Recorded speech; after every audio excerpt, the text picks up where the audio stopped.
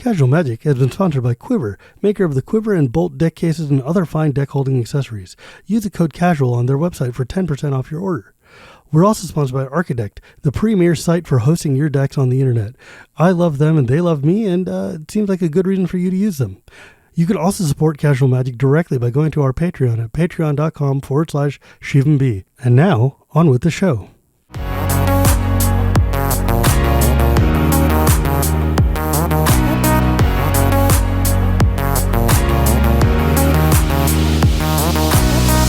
Hello and welcome to Casual Magic, the show where we talk about the fun side of Magic the Gathering. My name is Shivam, Bhatt, and Casual Magic is brought to you by Architect and Quiver, and by my patrons at patreon.com/ShivamB. Thank you, all of you, for joining me, and for, I guess, the 251th episode of this show, which is kind of crazy. But I have a very special guest, which I guess I do for all of them. But this time around, I have brought on, I didn't even bother to ask your title this time around, but I don't know, the PR and communications dude of Wizards whose face we see all the time, Blake Rasmussen, dear friend of mine, and sometimes we are at odds with each other, but otherwise, I love him. He's We're awesome. never at odds with each other. No, okay, that's fair. Friends can disagree on things. I do my best to not get on your bad side, but No, never. No, you're never on my bad side, please. I mean, yeah, it's good to keep your nose clean, folks. But Blake is half. Blake is almost entirely the reason I get to have cool Watsy guests on the show, because I have to go through him to ask for permission.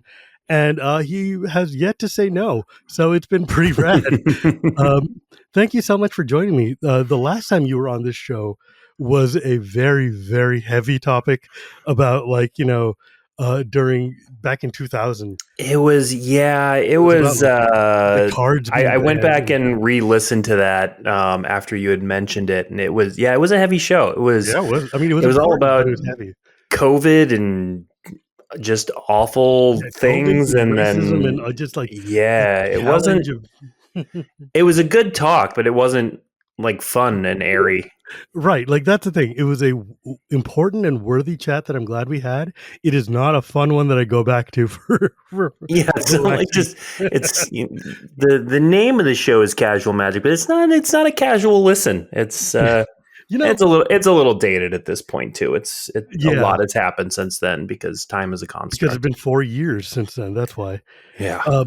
But it's also it's funny you mentioned that, because this show is casual magic, but it's casually about magic more than anything. It's just, I really like talking to people who have magic as a core function of their identity, about what else they are and who we are as people and how this game affects us.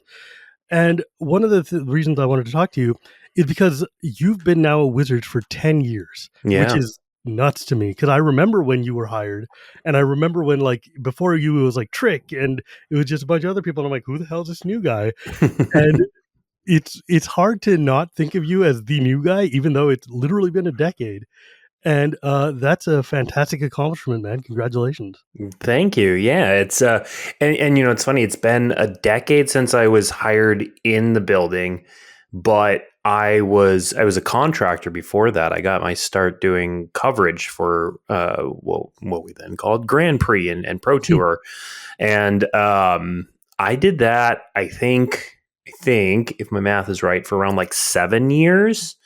So in some form or fashion, Wizards of the Coast and Hasbro have been paying me money to care about Magic for 17-ish years. That is that's a crazy number, dog. It is, yeah. They won't backdate me to 17 years, but it's been a very large chunk of my life. Do me a favor and push your mic back a smidge. Boop. Yeah, cool. But yeah, that is wild and crazy. That's 17 years in the games industry is a long time. That is unheard of.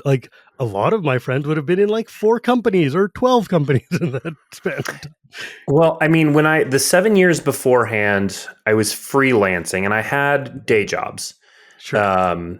I was a journalist. I was in marketing for a Fortune 500 company. Um, I did all that stuff, and I basically would use my vacation to travel to events.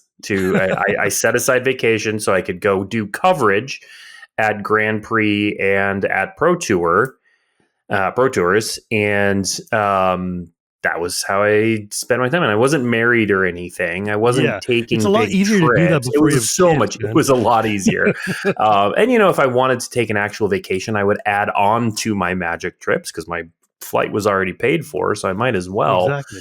So it was a pretty good side gig for 7 years, but it was definitely a dream to get into where I was and where I am.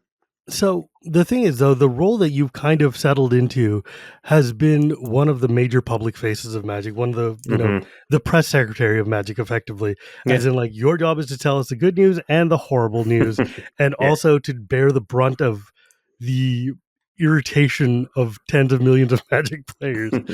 How do you deal with Well, a lot of different ways. Disassociation. No, that?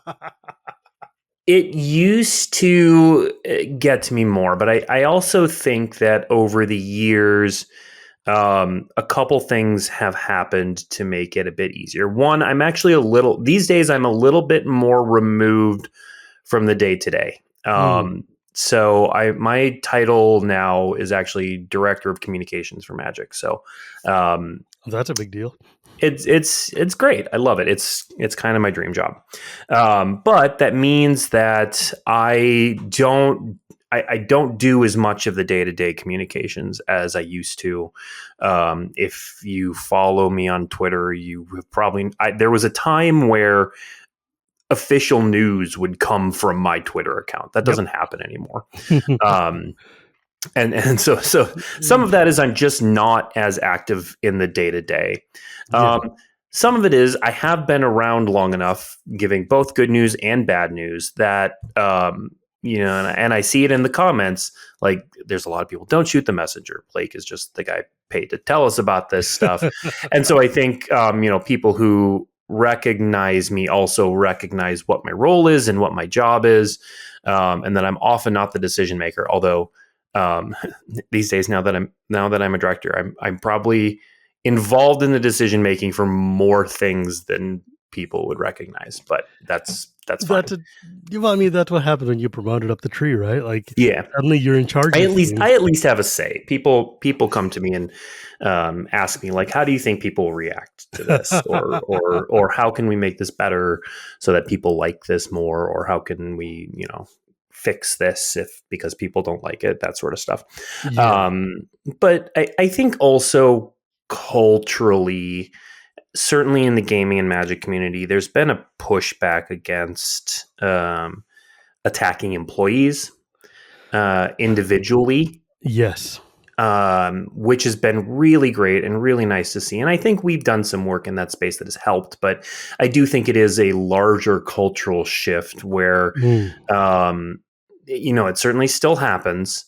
But I haven't been personally attacked for a few years now. I mean, it's wild because, like, we're recording this in 2024, and 10 years ago, in August of 2014, is when Gamergate came and basically flipped over my Mhm. life and the lives of many of my companions and colleagues. And it has significantly changed from then. As Yeah. in, back in those days, people wouldn't just be like, "Oh, you're the messenger." They would also be sending bombs to your house, right? Like, Yeah. it was horrifying. Yeah. But in the grand, and even like when I joined the CAG and when we started this, like, you remember we used to have the discussions where I would come Hmm. to you and be like, "Dude, people are just like, firebombing me for literally Yeah. existing." But it has gotten so much better. And it's weird to say, like, better, but I mean, you know what I mean? It's gotten It less has. I mean, tense and less. it's less tense, which I think was oddly enough was the topic of our last talk when we talked Yeah. about how COVID raised everybody's hackles quite a bit. But I think also there's a self correction going on where if an employee is attacked or named, we unfortunately did see this recently. We're recording this in September, and it did happen recently where one of my employees caught a side comment from somebody, but the internet didn't pile on. They fired back at the person who made the comment. They're like, "Hey, Yeah. not cool. What are you doing?"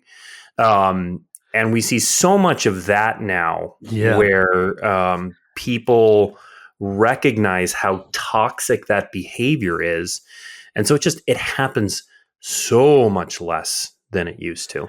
I think that's really to our benefit as both a community and as like folks like us who are in the face of these things, Mm-hmm. because it's nice to have people recognize that. Look, sometimes as the mouthpiece, I don't have a say in what I'm saying. I just have to tell you what the news is, and you can get mad, but get mad over there.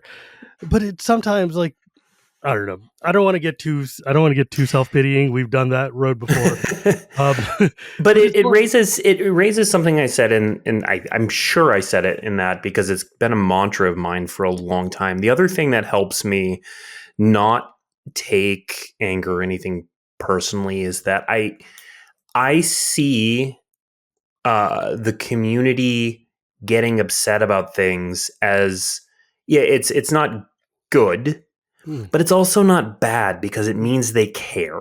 right. And, for all the jokes and memes about, oh, magic is dying, or this is the thing that killed magic, the thing that's going to kill magic is going to be apathy if it ever Apathy dies. and ambivalence, right? Yes, if people don't care, if we ever do something that the community should be upset about and they aren't, that to me is so much worse than if they are upset, Yeah. because we're people, we're humans, we make mistakes,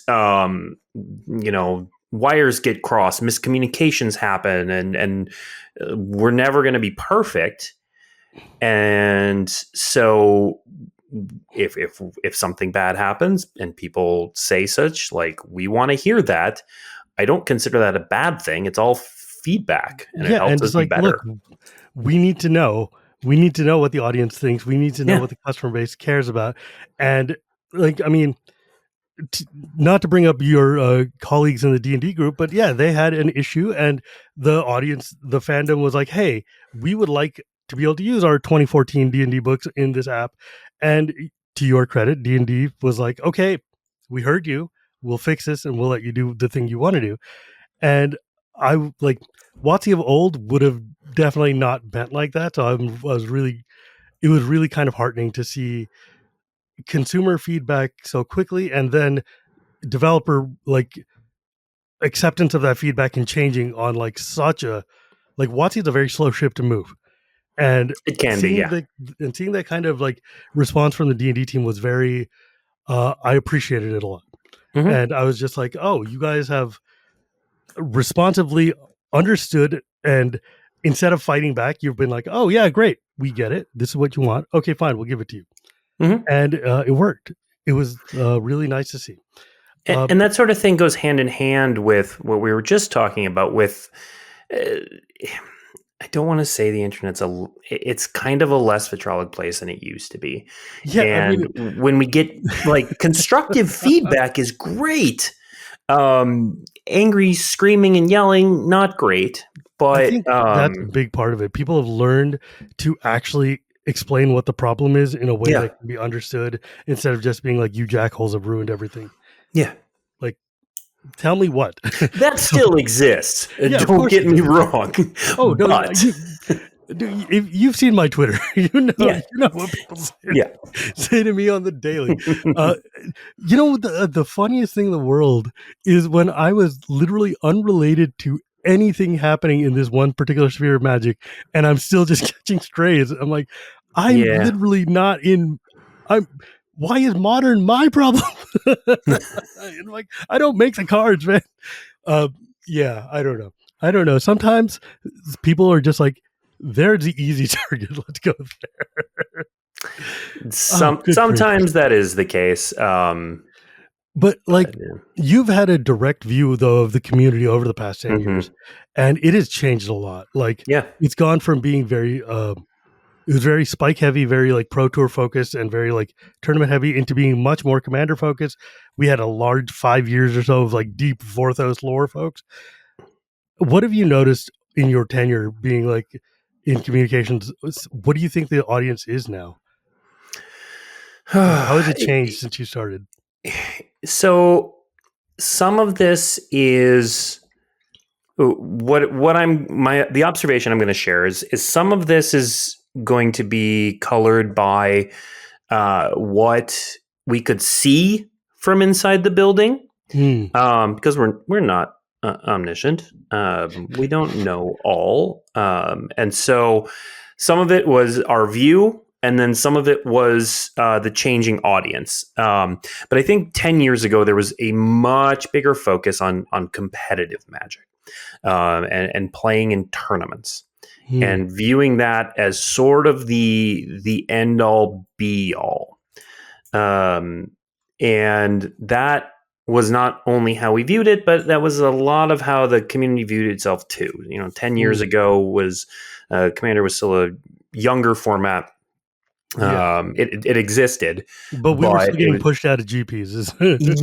yeah, exactly. Like that was the difference in how that part of the community was viewed. It was sort of we how to explain this? Like, we couldn't see those people. Mm, We could not see the people who were playing on kitchen tables with their friends in the hallway. Like, we had no way. We knew they were out there, but we had yeah, no idea how big that group was. We have a much better sense now. I'm And curious. Like, I don't mean to cut you off, but is it yeah, possible? To, like, what was that pivot like? Like, when did you realize that there is a casual audience out there? Like, we always knew there was a casual audience. but But like of size, I guess. yeah, I was not part of that initial discovery and push. So I Mm, don't think I can say like when Wizards realized that. I mean, a pretty good indication of when we realize something is when we make a product that mm, speaks to that audience and then backdate that a couple years. mm. So looking at So like when the first 2007. Commander precons came out and then back that up a couple years is Mm, um, probably around the time. We always knew that there were those people out there, but with no way at the time to measure them, to find out what they liked, what they enjoyed, how they played. We mm, just didn't have enough data or information to move in that direction. And then as that group became bigger, as it rallied around Commander as sort of the casual format of choice, it became much more obvious, mm. easier to see, easier to create events and Yeah, because I experiences guess for before that there would group. be like kitchen table 60s and people playing Yeah. Commander and people playing like, Prismatic or any Hmm. number of all these things. And then they all kind of coalesce into Commander. And now Yeah. you have an object you can point at. Yeah. Yeah. That's that is kind of wild because like I enjoy playing Magic that's just casual formats that are not just this like normal plane chase or normal like arch enemy or whatever. But now everything is commander focused, and that is both a blessing and a curse, right? Like from my perspective as a person who likes to dig through the bins, suddenly the discovery is gone because every week you guys are putting out another commander deck that's just better than the one I built. That's my bitch. That's my complaint. That's don't worry about it. However, it also gives us an identity. And I think Hmm. that by giving us an identity and allowing us to find each other, it has been a net positive to Magic as a whole. Yeah. To be able to have all these people be able to be like, oh, I want to play with other people. I have a way I can do that. And I can go to an event and do that, or go home and do that. And I can bring a commander deck to anywhere in the world and it'll work. And that I think has been just net positive for the entire game. Yeah, I mean, absolutely. That was when.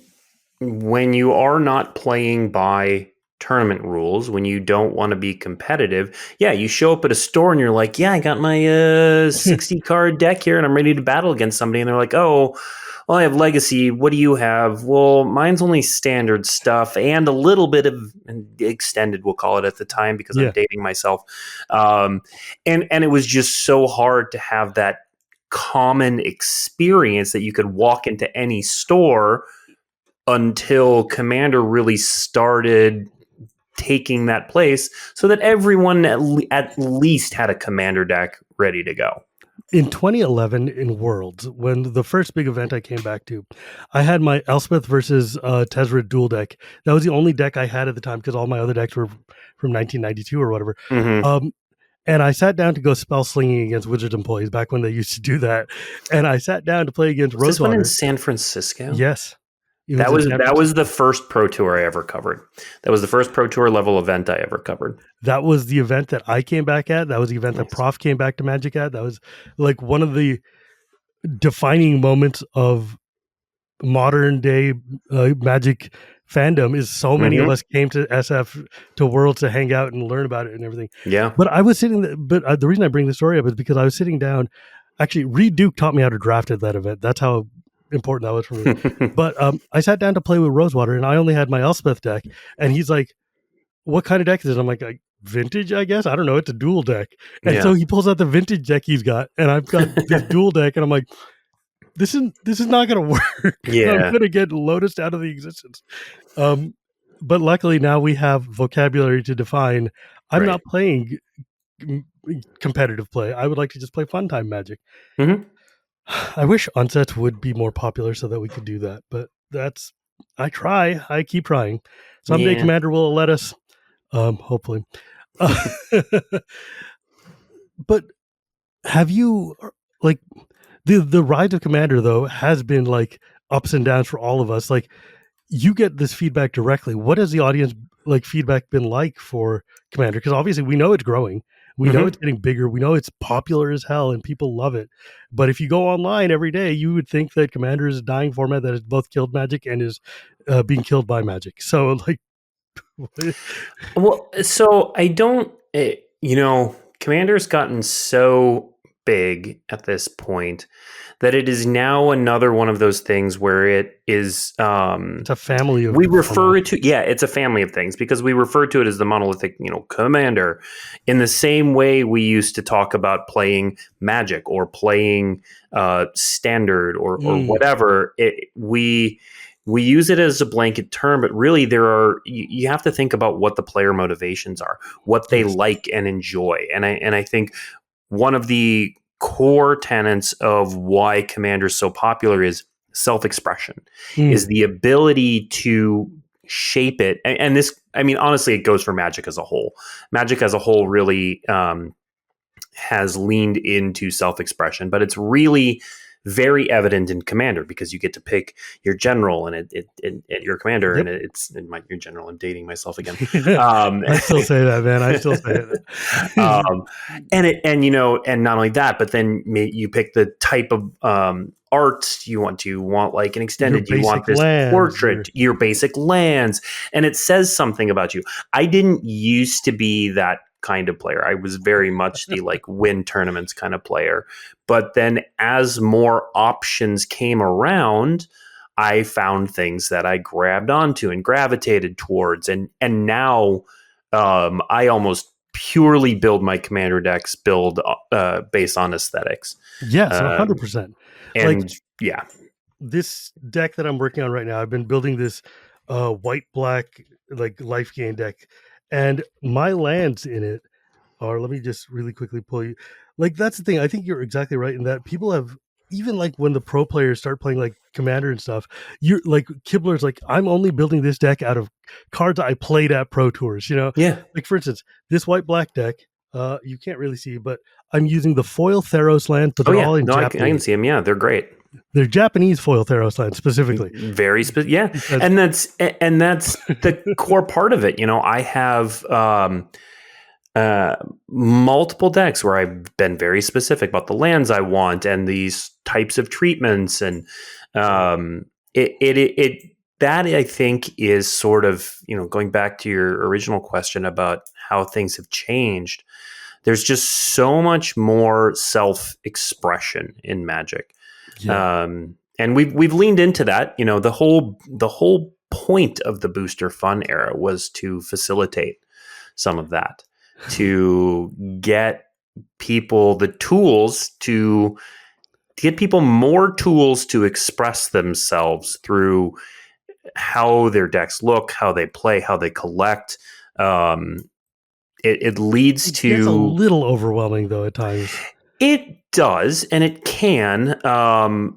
You and I are of a special type who gather everything.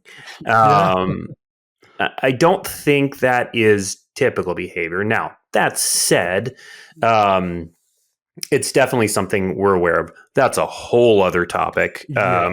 and one we, well, by the time this comes out, we will have talked about in Other a more things. constructive manner. Yeah. Yeah, I mean it's not, I'm not trying to like dog on you or anything. It's just like when, like, I remember as a Magic player being like starved for options, and then it was like, oh cool, we've got choices. Like it used to be the only full art lands you could get were either the like unset lands or Yep. the Zendikar lands, right?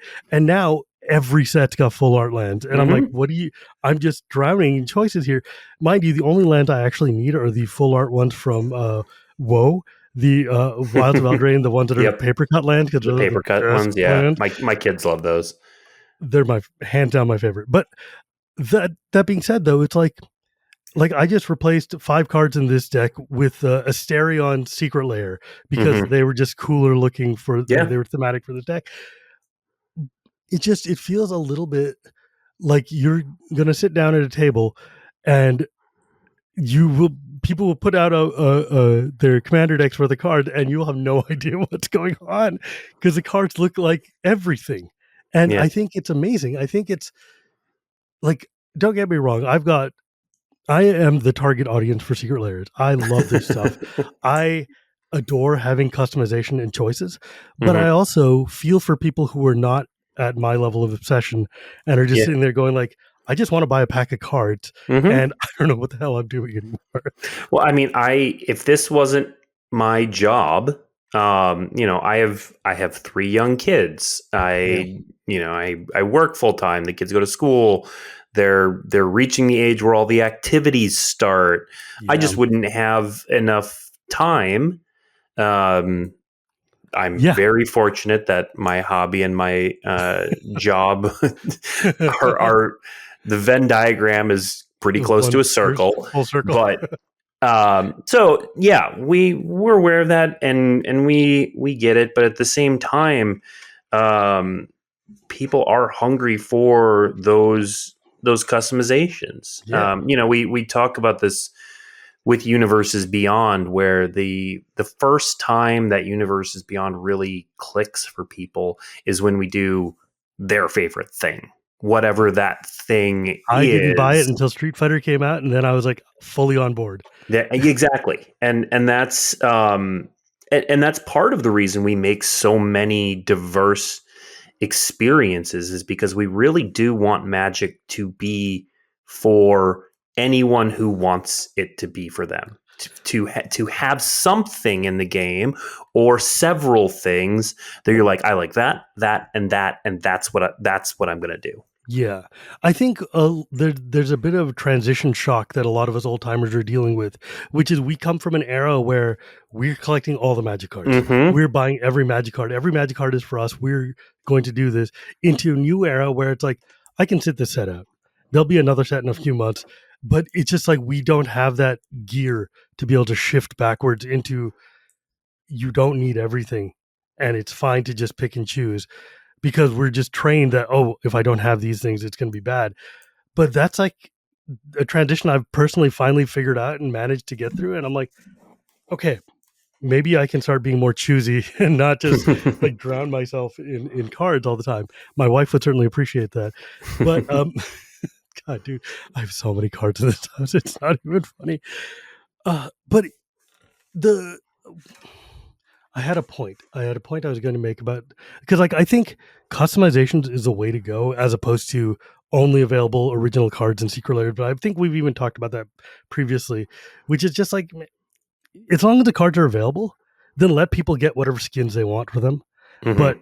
when it's like I need this one card and the only place I can get it is like Assassin's Creed, and that is now sold out and I can't find it anywhere, and it's like deeply frustrating. And I know that there's a lot of people in the community who would echo that kind of complaint. That ties me into a question that I don't know how you're going to answer, but I'm very curious about, which is one of the things we've noticed in Magic over the time here has been a contraction of like the languages and stuff that it gets localized in, right? And I Mm-hmm. don't know how much you can actually say to that, but I know, like for instance, there's like an active community in Brazil and Portugal, and now we're not printing in Portuguese or in Chinese or whatever. And I mean, I don't know how these decisions get made, but uh, it just seems it's very difficult for like a lot of these countries that still want to play Magic to be able to engage. Yeah, I get that. This is one of those decisions I have nothing Yeah, to do I with. mean, I realize this is way This is over your. beyond me. There's math and economics and Yeah, all kinds of things I maybe was good at in high school. So yeah, no, these are one of those things I don't have a ton of insight into how those decisions. I mean, I do know the people who make those decisions, and they are, I'll talk about the sort of I don't know, myth of the heartless executive. Certainly at Wizards and Hasbro is, God, we're all gamers, and so like I know the people who make those decisions, and they don't make them lightly, and they love Magic, and I kid you not, the people who make these decisions are lifetime Magic players, who love playing, who have communities, and who are quick to tell you what their favorite cards and decks and all of that are. And there's real passion, which is one of the things that makes this a great place to be, and a great place to work for 10 years. But that none of that makes people feel better when they get something taken away from them. right. And so I get it. Um, I hear I it. don't know. Yeah. I just feel for like Yeah. the folks in Taiwan or whatever that want to play Magic, and it's suddenly like there were cards in Chinese and now they're not. And like objectively, I understand the economics of it. Like if nobody's buying the cards, then we're not going to sell the cards. You guys don't. You're not in the business of not giving things to people who want them. And but it's sometimes business decisions just have an emotional cost. Well, they do. And it's, it can be even a signal sort of thing. So I do know that for some of the languages, even in the countries where that language was the primary language or spoken, English cards tended to be sold more, sort of Hmm. paradoxically. And so even if it's the case that Magic continues to be healthy and vibrant in a region, it's still it feels different. Like you said, the emotional toll is there, Hmm. and so it always makes those decisions hard. But yeah, I know the people who make them do care. Yeah, I mean, I hope so. It just, I mean, you know how it is. Like, it's hard from our side to see what you guys are doing, Yeah, and like sometimes it's hard to humanize that because you're like, oh, it's it's like I had thing, I don't have thing now. yeah. I'm up a creek, but I don't know. I mean, I just Bloomborough is so good, and I'm like, I had a bunch of friends in Brazil who were just like, I can't play it. Yeah. Oh my god, that sucks. I can't do anything about that. So I'm just passing a message on. Um, Bloomborough was amazing, by the way, and I am very disappointed that we went from Bloomborough to not Bloomborough. It doesn't matter what the follow up set would have been; I would have been disappointed. And that's true. Bloomborough was really, really, and like it's a really hard act to follow. Yeah, I sort of love, and again, I have nothing to do with picking the theming for sets, but I love that we did this. I love that we had this range to go from pastoral niceness where, the kill spells are like bonking people on the head to Duskmorn, where There's a freaking the blue spell where absolute nicest spell would be bonking someone on the head, but then they fall down the stairs into the mob. Like, and their mouth disappears and they can never scream again. yeah, like it's we have, and this is again, even our theming sort of speaks to like having something for everyone. The Venn diagram for people who love cute fluffy bunnies and just awful horror from inspired by the 80s it's not a circle. But I guarantee you there are people out there cackling about sacrificing their bunny tokens to printing pyroclasm after a set full of baby animals is I love that we printed that card so much. I mean, like, part of it is I came from the era where pyroclasm was just a thing. Yeah, but and as an elf player, let me tell you what I think about pyroclasm. But seriously, though, Blueborough felt like Neon Dynasty in the sense of like the whole community was up in arms and it was the best set of all time. And then you follow it up with literally anything and it won't matter. That set is going to get all of the ire of not being Champions of Kamigawa or being Blueborough. Like it could have been, rainbows and puppies and people. Well, maybe they would have been okay with that. But literally anything else, like he could have been. Let's go back to Ravnica, and people have been like, it could have been Blueborough. Yeah. But I don't do well. That's what we call a good problem. That's a good problem. That's the sort of problem that I will take any day of the week. Okay, so let's talk about a different problem you have, which is the fact that how come CanLander is not an official format, buddy? Working on it. That things. I'm working on it. I'm slowly getting people in the office to play it more and more. I genuinely think a lot of people who play 100-card Singleton in competitive formats would really, really enjoy playing CanLander more than trying to force tournaments out of other expressions of 100-card Singleton. There is a lot of overlap between CanLander and CEDH. Where it's very different is the multiplayer aspect. And like some people, and the politics, some people love that stuff. They just absolutely live for it. They're like, I talked the table into a draw and I was definitely going to lose. And okay, dude, I did it by flashing this. And like, that's their jam. And I love that they have that. Sometimes I read Sam Black's tournament reports. I read those too. I love those. Like, I will never play CEDH. I shouldn't say never. You were not. Politics is my least favorite part of multiplayer. I love multiplayer. I love playing 4-player Commander. I'm not good at the politics part, and so to read those, and I'm like, "What do you mean he showed that card and then the table drew?" Like, you're 12 steps further in this like political machination than I will ever get.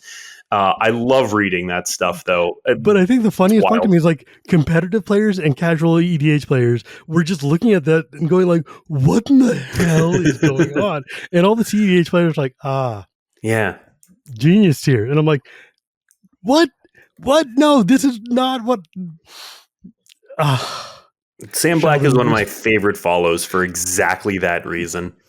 He thinks about Magic in a tier that none of us will ever be able to reach. In a completely different way. I as a person who lives and breathes Commander, I'm not even on that planet. Like, I don't know what's going on.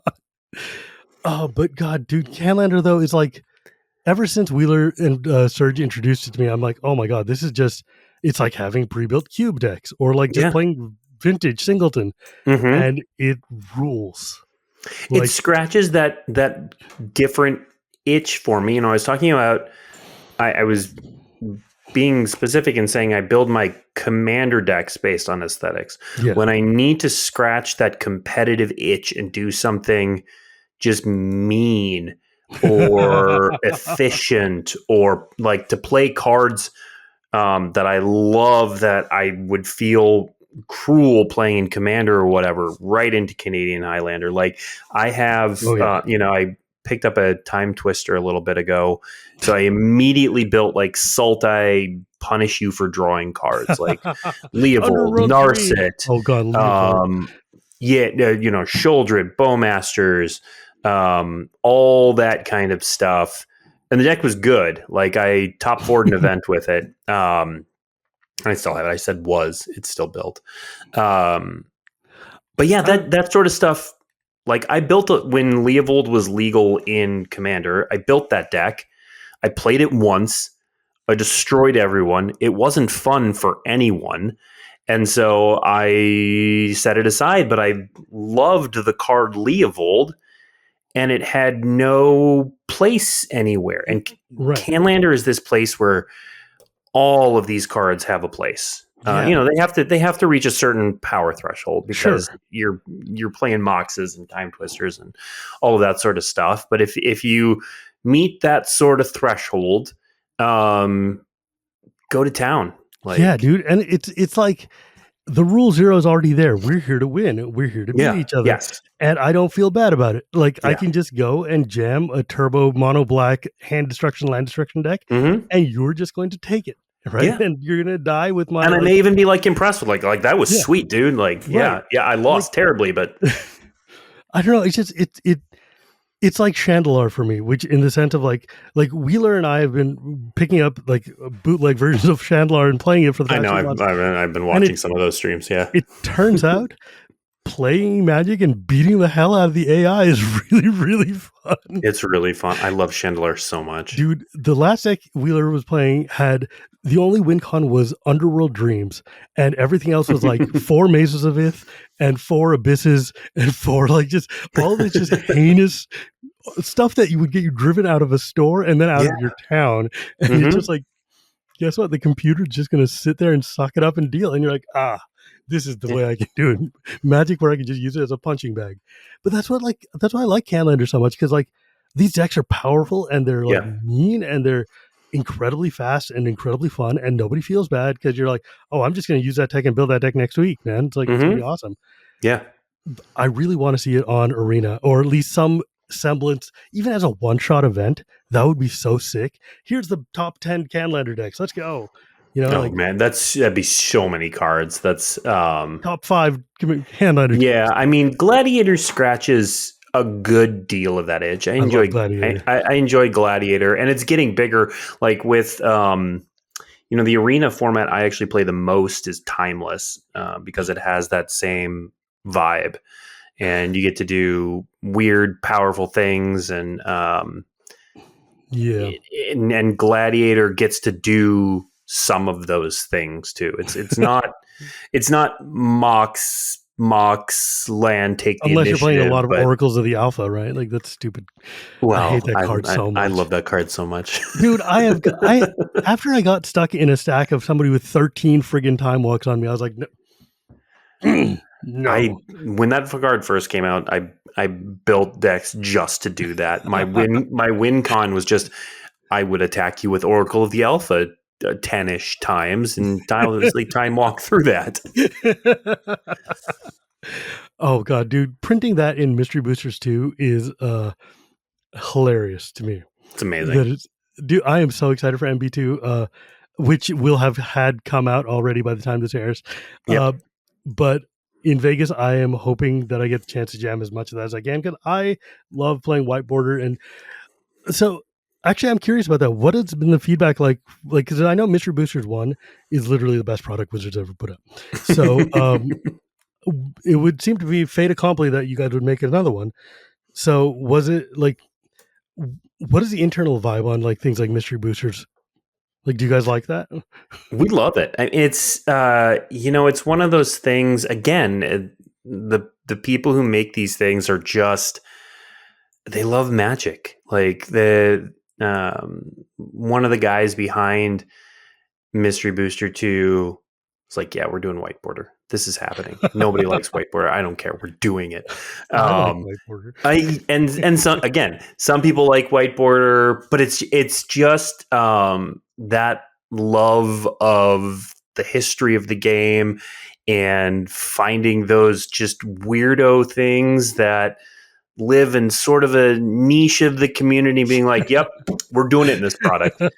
You like this really small thing? We're doing it." It's going to And be that's so hard to get like white bordered waists. Do you realize that? yeah, probably, probably, but also let's be realistic. The demand for white bordered waists is not that high. Yeah, it's probably like me and like It's like me. you and someone else, and I'm not saying the demand's not there. It's just not that high. I think you will appreciate this. I got a random box of Mirage, a starter deck of Mirage from a friend of mine, and in it had a shallow grave, Oh my god. a cursed totem, Oh and a my god. Phyrexian dreadnought. Oh my god. Those are Yeah, my yeah. son regularly asks me about what's like the biggest creature in Magic, and Phyrexian Dreadnought, it is not anymore, but I No, regularly cite that card as among the largest. 12 Yeah, for 1 mana is no joke, man. no, Oh, it's a good time. Um, so do you guys internally? How do I ask? I'm trying to figure out how to phrase this question properly, so that you don't rage quit and leave. Which really though you won't, because we have a good relationship. Which is I actually, won't. what has it been like for you working with like folks like me? Like, and like then now that the community's gotten so much more Yeah. content and podcasts and people who sit and like vamp about magic all day. Oh God, it's my favorite part of the job. Like, and I'm not just saying that because I'm here, but um, it's working with people who love a thing I love. Like, this is right now, I can kind of count this as work, and we're just talking about Magic and CanLander and stuff like that. Yeah. In Magic cons are just some of my Oh, man. favorite things. It's just we go and we just talk about Magic all the time, and it's awesome. Like, I would not have been in this job for 10 years if I didn't love that part, because it's such a big part of my job. It's Mm. just talking or writing about Magic, and then having people talk back to me in various forms and fashions. So God, Magic cons are I love such it. a Magic cons are what I always wished events would be like. Yeah. And I've been to all of them except for Brazil so far. And it is just like every one of them has gotten better than the last one. Amsterdam was by far and away the best one. And I really hope that they take all that and bring it to Vegas because, dude, Amsterdam, you weren't in Amsterdam, I were you, wasn't at man? Amsterdam. You missed it. Amsterdam, that one. It ruled so much. I don't know, just like being able to do panels and being able to have like the pro tours right here and being able to see Mm-hmm. like Josh and Jimmy doing Josh and Jimmy things, and it's just so cool. And Yeah. like meeting European fans for the first time was like one of the highlights of my Oh, I career. Just bet. being like, Yeah. oh my god, these people, and they're like, we never thought you would come here. And I'm like, I never thought I would come here for Magic. Are you kidding me? Um, I don't know. It feels like every time we're dealing with like the worst kind of pomposity and negativity online, and then you go to a Magic event like Command Fest It's or Magic Con, the it's like complete opposite. I've complete never I am not whiplash. kidding. I have never had a bad in-person experience at a Magic event. Yeah, Not one. Not it's once have I had a conversation with someone that was negative or toxic. no, it's Someone out there there. is like Everybody's happy to challenge be there. accepted, but yeah, everyone's happy to be there. And also, that's just not how you talk to people in real life. The internet's not real life. We all know that it's not real life. And when you actually show up at an event and sees people there, you just that how you interact, how you speak online is not how you Yeah. generally interact with people in the real world. Yeah, I think you guys, I think there's a lot of room to grow and a lot of more cool Mhm. things we could be doing at MagicCons. But God, I'm so glad they exist, and it's So we so have, we much have fun. many ideas. We sit. I'm really close with the events team, Mm, personally and professionally, just because, like I said, I came up through events doing yeah, coverage, and the play in events team, maybe more than any other team at Wizards, has people who've been there for 20 plus years. The guy who gave me my start doing coverage, Greg Collins, still there. He Yeah. runs all the panels, as you know. Yeah, I'm Um, familiar. yeah, so he gave me my first shot 17-ish years ago. He's still there. People like Scott Larrabee Also, one of my bosses. yeah, and also like just a good human Just um, wonderful. that I've known forever and get to game with and talk to and work with, and um, that sort of thing for me makes I don't even remember where I was going. The events are awesome, Yeah. but I get sort of that doubly awesome bit. Oh no, I know where I was going. You were talking about They events. have so many cool ideas for future events, and there's by we are recording this before Vegas. It will come out after Vegas. So Yes. there will be more cool things at Vegas that people will realize, and then What I would like is for future MagicCons to MagicCon. no longer be in Vegas, though, because Vegas is hot Vegas is and it's expensive. hot, but it's central. There's It's plenty of annoying. hotels. It's Ugh. easy to get to. Um, But it's there's a lot. expensive as hell, man. I would Mm. send me literally anywhere else. Like Chicago was cool, or like I don't care. Let's go to like Rio de Janeiro or the South. I don't Rio somewhere that de Janeiro. That's yeah, so it's hard better to than get Vegas. to. It's closer than Vegas. I mean, Vegas It's not is closer than no, it's Vegas. not closer than Vegas, but it's also less annoying than Vegas. Or I went to. I will say I went to Rio once. I enjoyed myself. yeah, We did a Amsterdam we rules. did a Grand Prix there I, back in the day. I would like to go back to Amsterdam, but yeah, it was so fun. I came home with cheese.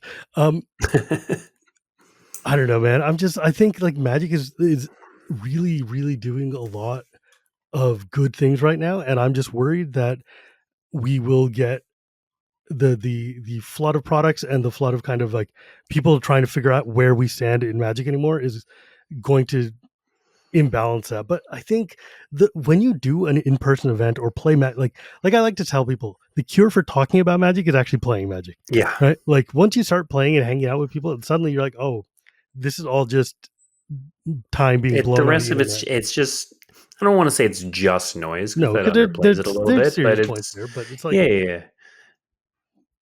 but But it's it's not as much all fun as the playing. the reason we're talking about it is because playing it is so awesome. Yeah. I Yeah. mean, that's what Chandelure has taught me is that you can play with the worst cards God has ever created and still have a fantastic time playing Magic. It turns out even when Uthden Troll is the best card in your deck, you're still having a blast. Then there's Yeah. something about the game that Don't is knock Uthden Troll. dude, that card rules. Are you kidding? Uthden Um, Troll's great. People were trying to tell me to take my original Nightmare out of my black white deck, and I'm like, hell no. I have had that card for 27 years. It Yeah. is not leaving that deck. That's not going to happen. The hardest card I ever had to let go was Balduvian Horde. It broke me when we printed that at Common in what M20 or the 25th Yeah, whatever it the was. the I 25th edition blocked out Masters was I blocked out the name of the product because we printed Balduvian Horde with no Brian Snotty art as a common, and it wasn't good. no, it turns out that Like card sucks. back in the day, I know it was it the was a chase card. card from Ice Age. I It remember. I was was there. alliances, good sir, Alliances, alliances. whatever. Please. Um, Have you played in any of Gavin's mystery events, by the way? no, Dude, I don't. I'm not an attendee. I'm there as an employee. I don't think I you can still you can. can go. Gavin will Well, slip one, you I'm in. not. Those things sell out. I'm not going to take a ticket from a fan who's there to play. Like I'm never going to take a ticket from Sure, somebody who's because you should. they're special events. They're They're the best awesome things and you guys have done. unique. I 100% believe that. Not, But and I'm that's not just saying this because Gavin turned me into a card. However, Gavin turned me into a card. So, Yep. You've never oh turned my me god! into a card. Gavin, get on it. You know what? He's got to make 1,000,000 of these for every event, so he might as well. I know. Might as well start doing employees. Anyways, Blake, thank you so much for joining me today. It's been really a blast. I love talking to you, and I love working with you all these years. And I thought it was really amusing to me that you didn't give me a Bloomborough preview, but you gave me a Duskmorn preview, me, the horror hater. However, the Duskmorn preview you gave me was awesome, and it fit my brand and my character very Good, well. good. So I'm really glad for that. But yeah, man, thank you so much. And I appreciate all of the things you've done for Magic over the past decade. And I realize you are in the enviable position of getting the full bore of anger whenever anything happens. And as somebody else who gets that, you have my sympathy. But I also get the full joy, and like That's true. that's Yeah, nobody is ever happy at me. and we talked a little bit about when bad things happen, I have to get bad news or whatever. But we didn't spend much time talking about the when I get to do Yeah. good news or when I get to show off cool things like weekly MTG. When I get to preview cards or reveal cool things that we're doing, that is like That's a no really good kidding question. the best part of my job. What has been the biggest fan reaction positive that you've run into in your career so far? Um, Or at least this is memorable then. the most memorable for me because the reaction was so loud. Was actually the preview panel for was this in Minneapolis for March of no, it wasn't Minneapolis. It was for March of the Machine when I introduced Omnath, and I had rehearsed this run up to it. Wasn't it in Philly? Where what was that? Wasn't it in Philly? Yes, it was Philly. Where I rehearsed this run up to it, where I was like, or I had rehearsed a run up to it, but then in my head I was like, I kind of have a better idea, and so I get up on stage and I do this thing where it's like, oh, the next is a character we've seen before, first as a green creature, then as a red green creature, and you could feel the crowd was amazing. You could feel the crowd building Yeah. with each like iteration as different people understood who I was talking about. And then the crowd went absolutely nuts in the room when we showed Omnath. And so like that is certainly the most cheering I've ever had. But it was I'm gonna say something a little embarrassing, but I occasionally I go back and listen to just that moment of that because it's so cool. And like Omnath didn't even end up being that popular of a card, but just in the moment, like I that wanted it to be called. reaction. Yeah, I was there. You could feel the audience was just like so, because it was like the first real MagicCon, the first real. We were collectively experiencing something cool, and that doesn't happen in Magic very often, where we're all in the same room getting that kind of rumble.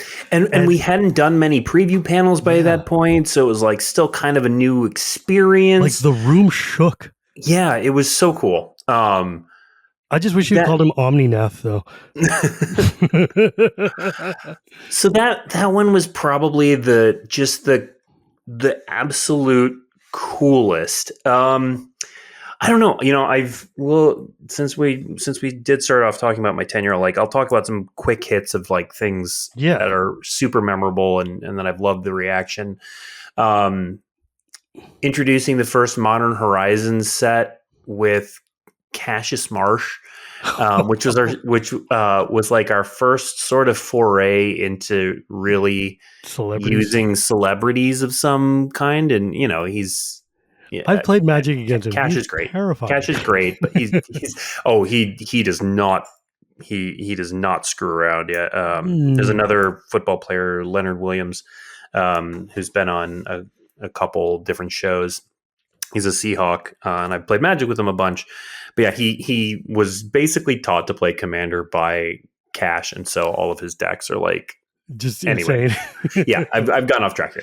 So anyway, yeah, introducing that. But then since then, like getting to do random shows with Brandon Sanderson, with Matthew Lillard. I love having Matthew Lillard. I need to get him on the show. I've had Sanderson, but I need to get Lillard. He's so cool. He's just the nicest guy too. Joe Manganiello. Joe Manganiello I haven't had on the show. I've met him, but have not had him on the show. He does more D&D stuff. He does more D&D, but he plays Magic. So that sort of experience, getting to interact and talk with these people that 10 years ago, I never would have thought about. But then, I love the little interactions. I never set out to be on camera, to be a face of anything. And Mm. honestly, I will, if I haven't by the time this podcast has aired, I will, well, I probably will not have disappeared by that point, but I would not be surprised if, like, in 2025, I handed weekly MTG off to somebody else. Um, but Mm. the thing I love most in all of this is just when people come up to me and I'm sure it's the same for you. They're just like, "Hey, love what you do. Thank you." And then we start talking about Magic in Yeah. some form or fashion. I absolutely love that.